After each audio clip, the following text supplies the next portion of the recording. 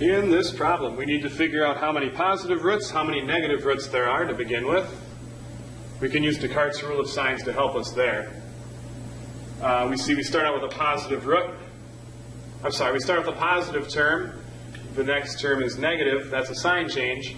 And then there are not any sign changes after that, which tells me there's only one positive root. To get the negative roots using Descartes' rule of signs, I want to plug in a negative x for the x in each term.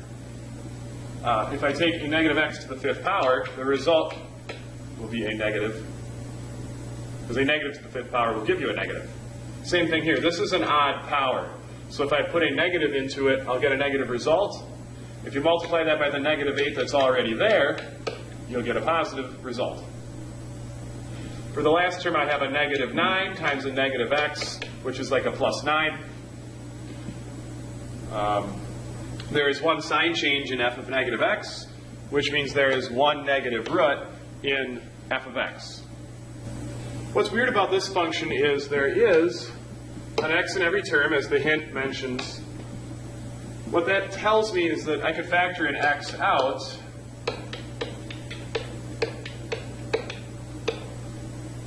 and that I automatically have 0 as one of my roots. Well, 0 is neither positive nor is it negative. So it doesn't count in any of these three categories. So for this particular problem, because there's an x in every term,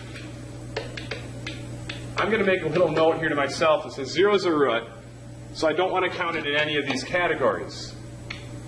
So I'm going and figuring out what the imaginary roots are, or how many imaginary roots there are, I should say.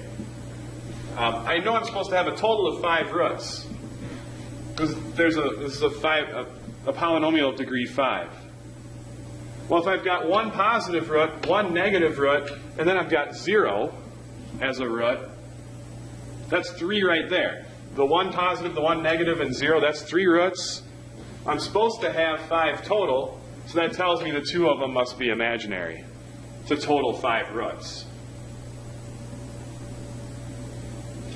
To list all the possible roots, I know 0 is one of them already, so I'm going to go ahead and throw that in there.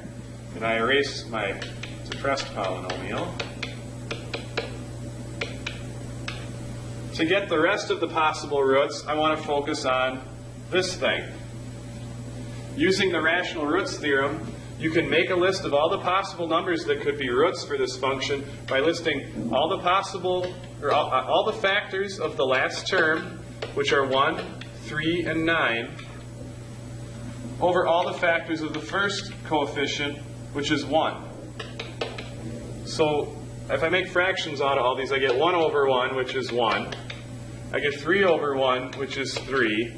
And I get 9 over 1, which is 9. And to find the actual roots, I could just start plugging these numbers in until I find one that gives me 0 for a result. And normally that's what you'll have to do in these kinds of problems. But since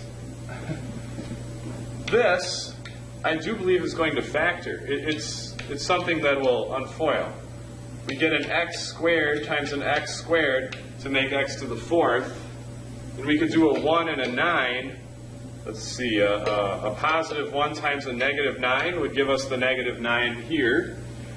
And then to double check that, you get a 1x squared minus 9x squared. Those will combine to give you the negative 8x squared in the middle. So, to finish this up, I want to set each of these factors equal to 0. So if I have x squared plus 1 equals 0, that means x squared is negative 1. If I take the square root of both sides, I get plus and minus square root of negative 1, which is I.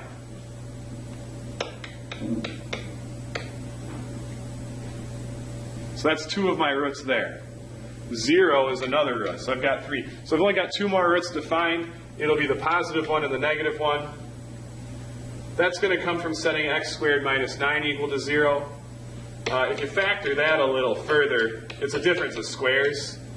So you get x plus 3 and x minus 3, meaning x has to be the last two roots, I should say, are plus and minus 3. So here are your 5 roots. Positive I, 0, positive 3, and negative 3.